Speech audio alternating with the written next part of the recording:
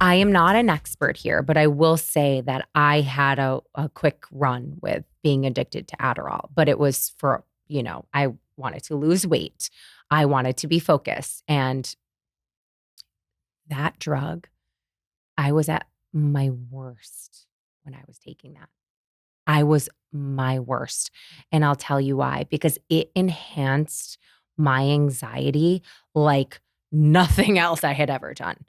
I was angry, and it made me very agitated at life itself, at myself. And then it's a vicious cycle, right? Because then you don't take it and you feel like you need it. And then you put on a couple pounds. And that's what Adderall does that. It suppresses your appetite, and you run in complete fight or flight.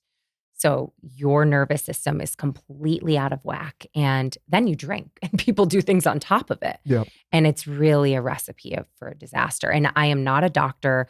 I understand that it's prescribed to some people. Everyone's different.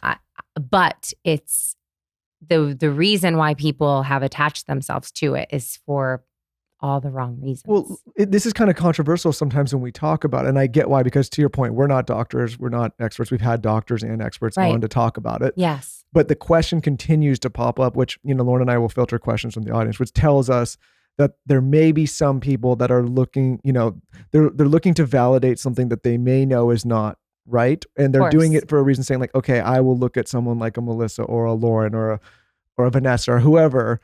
And they're saying, okay, like where's that validation point? And a lot of times it's not, we're not trying to tell people not to do it. We're trying to point out like, you can do it, but you have to also be aware of some of the implications that can happen if you do. Right? Definitely. It's not like we're shitting on Adderall, the medication, totally for everybody. Right. But I think if this topic keeps coming up, it's worth pointing out like the majority of people that we have met that are not prescribed, that have used it, have had bad experiences in the long run with it. Oh yeah. I mean, I literally just met a guy in LA, and he had COVID and stopped taking Adderall because he was so sick. And he was like, I knew this was the moment I had to stop taking it. And I was like, well, why do you take it? And he was like, the same reason everyone takes it. Right. It's this sounds really weird. It's a very bad frequency to me. Do you know what I'm talking about? Oh yeah. Like, have you ever heard a sound bowl, right? It takes you to a really great frequency. Adderall to me is the opposite. I know this is so weird to a sound bowl.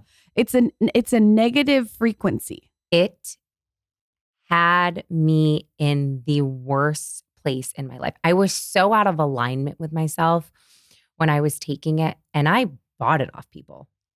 Sure. I wasn't supposed to, I had taken it once when I was cocktail waitressing in the Hamptons. I was like, God, everyone's so up, and like, you girls are just handling this night after working all day. And then I discovered it was Adderall. So I was like, please help me, God, like, let me take this. But oh God, it was bad. And thankfully it was short-lived because I liked it. I did like it. I liked the highs, but the lows were too low for me. They got too low, which took me to a place that I knew could literally take my life eventually if I carried on that path. That's why I don't like it.